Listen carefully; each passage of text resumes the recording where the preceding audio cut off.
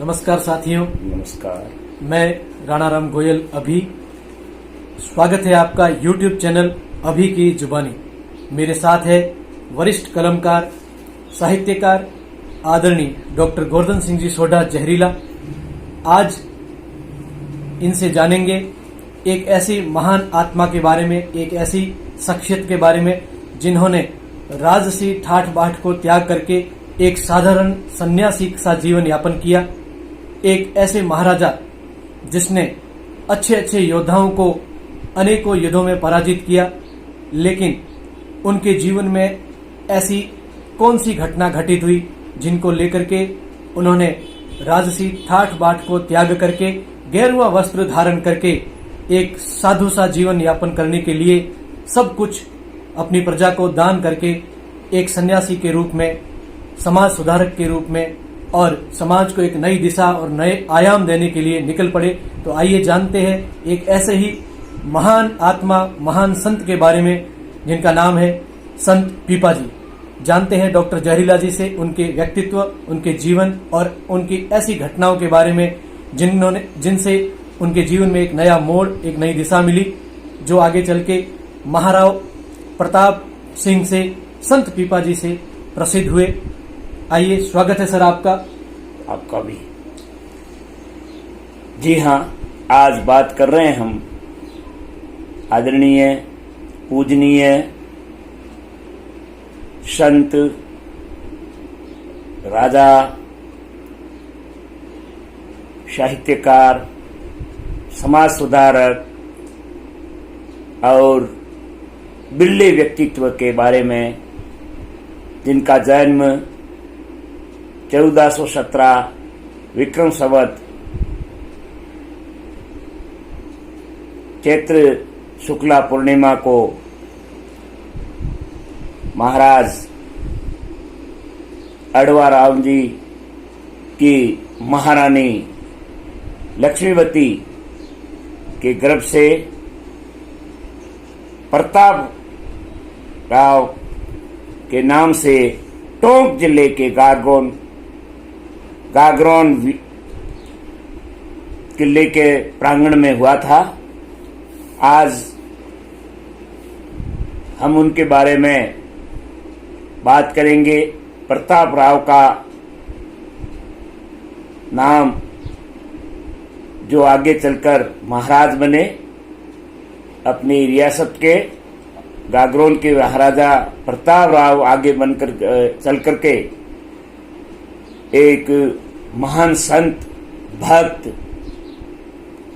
पीपाजी महाराज नाम से फेमस हुए, जो एक बहुत बड़े वर्ग के आराध्य देव कहलाए।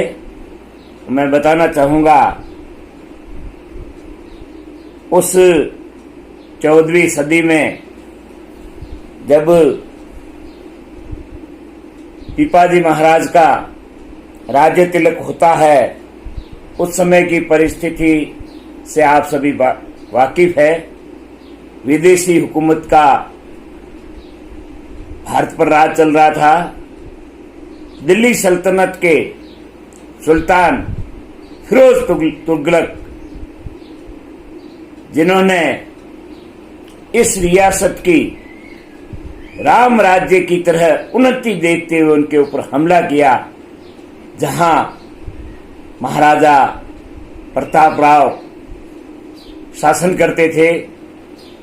प्रताप राव एक वीर साहसी, प्रजापालक और अपने कर्तव्य के प्रति वफादार राजा थे, और उन्होंने फिरोज तुगलक का डट करके मुकाबला किया और उन्हें शिकस्त दी। ऐसे महाराजा ने आम पब्लिक के लिए कार्य किए, इसलिए उन्हें प्रजा वत्सल भी राजा कहा जाता था। जब ये युद्ध होकर के रहा और इस युद्ध की खुशियां महलों में मनाई जा रही थी, इनके साथी राजे महाराजे महलों में महफिलें उड़ा रहे थे, उधर स्वयं राजा चिंतनशील थे, विचार कर रहे थे। उनके मन में यह विचार आ गया कि जमीन से पानी तक ये जो रक्त की नदियां बही है, जीव हत्याएं हुई है, युद्ध का उन्माद हुआ है, ये सारा देख करके मन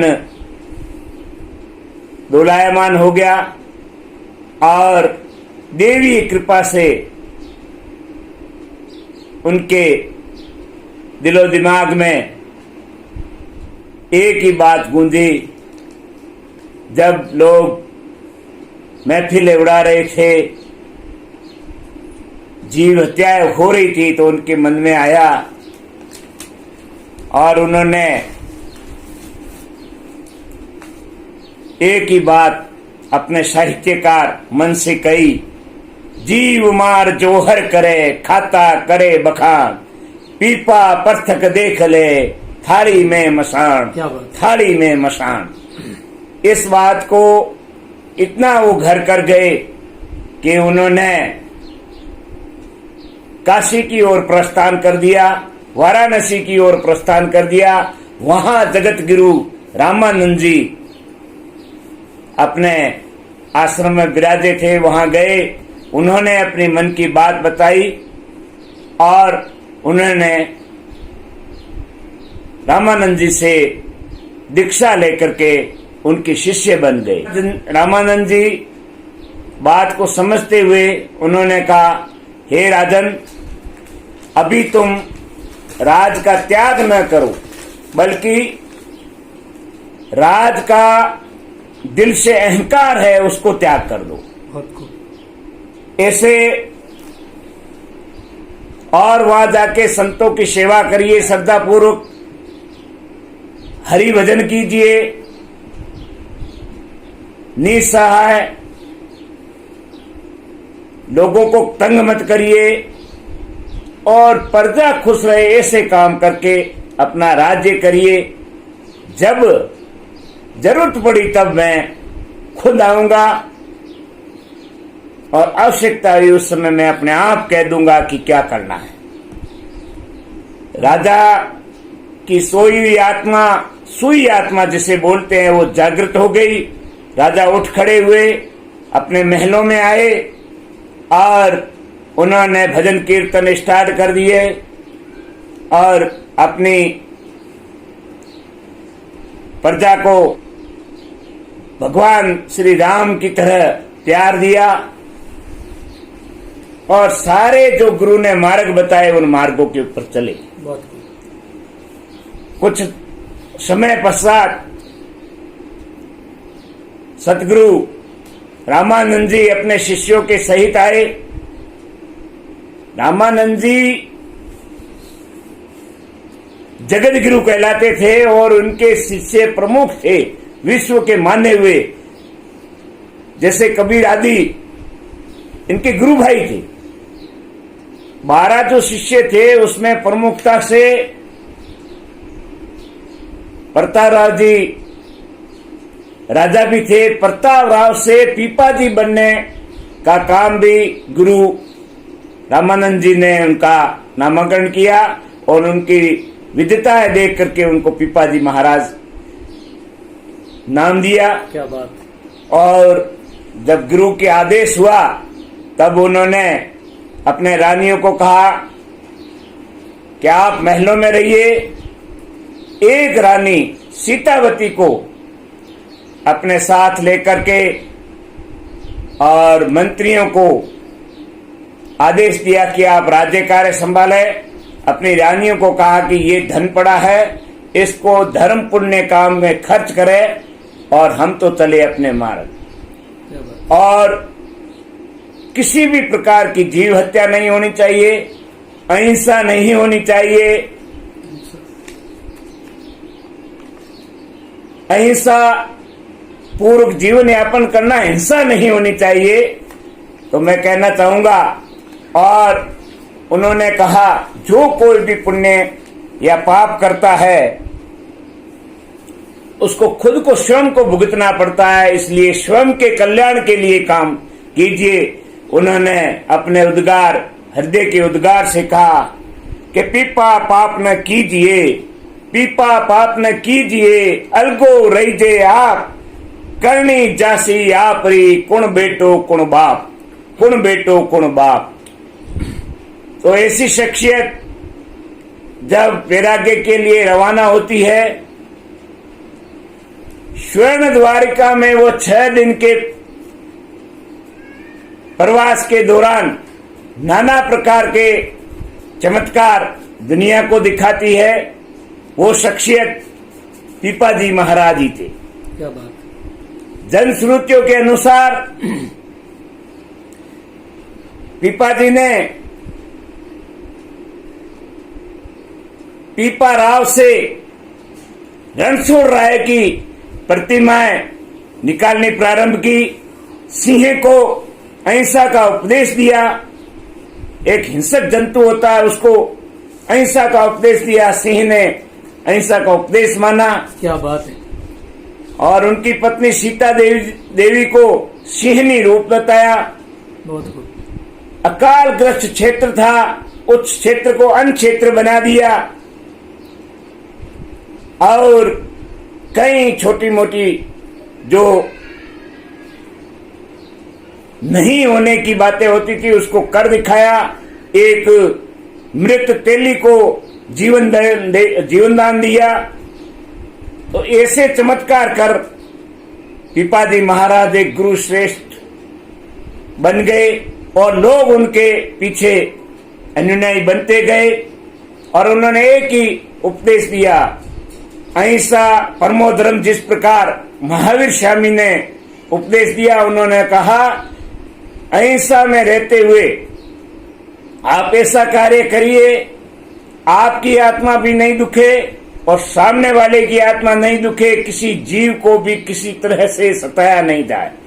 उसके लिए उन्होंने कहा हम हाथ से क्या करेंगे? तो उन्होंने कहा आप ऐसा कोई कार्य कीजिए जिसमें हिंसा नहीं हो। तो उन्होंने सिलाई का कार्य उनके निर्णय ने प्रारंभ किया और आगे चल करके जो वास्तविक क्षत्रिय थे वे सिलाई का काम करके एक दर्जी वर्ग प्रारंभ हुआ। उनके अनुयायी दर्जी कहलाए, जो वास्तव में कभी परमार, सोलंकी, चौहान, परिहार और गोयल जाति के राजपूत हुआ करते थे। वे अपने एक अलग वर्ग के अनुसार कार्य करने लगे, जिनका कार्य मांस मदिरा न सेवन करना और किसी भी प्रकार की हिंसा नहीं करना। मेन कारण उनके गुरुजी के बताए हुए मार्ग थे, वे उन पे चलते थे और एक वर्ग तैयार हो गया। पीपाजी की बात क्या करते हैं, ये मजदूर वर्ग है, उसकी स्थापना करने वाले भी पीपाजी महाराज है। उन्होंने हाथ से काम करके एक वर्ग का नाम दिया। 4 वर्ण चलते थे, ब्राह्मण, क्षत्रिय, वैश्य और शूद्र।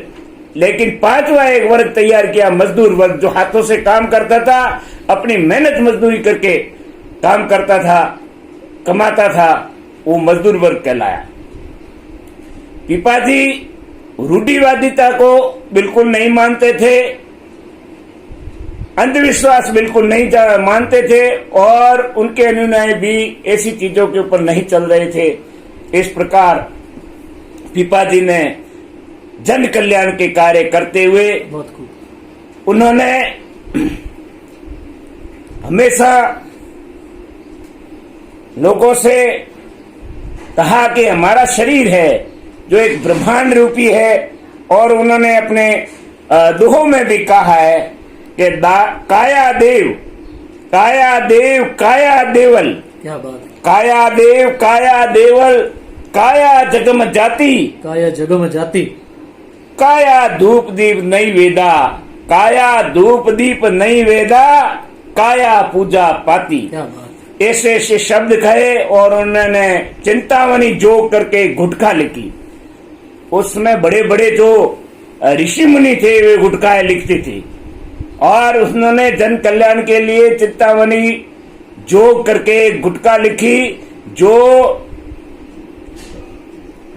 गुरु ग्रंथ साहिब जो किताब है सिखों की, जो धार्मिक पुस्तक है गीता और कुरान की तरह, उसके अंदर उसको तरजीह दे दी गई। गुरु नानक ने स्वयं उनके पोते से वो चिंतामणि जोग लेकर के और 1868 ईस्वी में उसको लिपिबद्ध किया। और इसका साक्ष्य उनके पोते अनंतदास से गुरु नानक जी ने ये ली। वो अनंतदास की एक परिचय करके साहित्य की रचना हुई है, कृति हुई है, उसमें इसका उल्लेख आता है, जो यह बताता है कि पिपाजी संत भक्त राजा ही नहीं बल्कि एक बहुत बड़े साहित्यकार भी हुए हैं, जिन्होंने जन कल्याण की बातें भी लिखी। ऐसे के अनुयायियों से मेरा निवेदन रहेगा कि उन्होंने जो मार्ग बताए हैं वे सभी जो उनके अनुयायी हैं, अपितु मैं तो यही कहूंगा जितने भी लोग हैं जो इस समाज से जुड़े हैं या भारतीय सभ्यता और संस्कृति से जुड़े हैं, यहां उन्हें कभी न कभी घर में कई ऐसे कार्य करने पड़ते हैं जिसमें अंधविश्वास और रूढ़िवादिता आ जाती है। उनको सोचना चाहिए, पहले लोग अनपढ़ थे, अब हम सभी लोग पढ़े लिखे हैं और अन्य कोई नहीं, पूर्व भारतवर्ष और पूरे विश्व को यह मानना चाहिए कि अहिंसा एक पाप नहीं है, अहिंसा एक धर्म है। और आप हिंसा न करें, जीव हत्या न करें, मांस मदिरा का सेवन न करें, तब जाके हमारे को मोक्ष प्राप्त होगा। यह बात आदरणीय पिपाजी महाराज ने भी कही है और मैं आपसे शेयर कर रहा हूं और कहना चाहूंगा कि इस प्रथा को जो चलाता है उसका न तो कभी राजनीतिक, न सामाजिक, न आर्थिक और न ही आध्यात्मिक विकास होता है। अगर आप अपना सर्वांगीण विकास चाहते हैं तो आप दारू मांस कम से कम छोड़िए, किसी जीव को न सताइए, कोई जीव हत्या न करें, तभी हम हमारे आराध्य देव पिपाजी महाराज के बारे में या पिपाजी महाराज को हम आराध्य मानते हैं, हम गुरु मानते हैं, तो उनको सच्ची एक गुरु दक्षिणा के रूप में होगी कि ये चीजें छोड़ दे और अपने समाज को आगे बढ़ाए। धन्यवाद। पिपाजी महाराज की जय, भारत माता की जय। तो ये आज हमने पिपाजी महाराज के विषय में जाना कि किस तरह से एक ऐसे महाराजा जिन्होंने अपने जीवन में कोई युद्ध नहीं हारा, उसके बाद भी उनका मन कहीं न कहीं विचलित हुआ, उनके मन में कहीं न कहीं जो हिंसात्मक रवैया था युद्ध करने के प्रति, उनसे वो थोड़ा सा चिंतित रहे और उनका जीवन है जो संन्यास की तरफ चल पड़ा। तो जितने भी अनुयायी है संत महात्मा पिपाजी की, जो उनको आदर मानते हैं, जो उनको आराध्य देव मानते हैं, तो हम एक प्रण ले कि संत पिपाजी, भक्त पिपाजी के द्वारा बताया गया मार्ग उसका अनुसरण करें और उन पर चलते हुए हम अपने जीवन को सफल और श्रेष्ठ बनाए, यही कामना करते हैं। आप सभी का एक बार पुनः अभिवादन। नमस्कार। संत पिपाजी महाराज की जय।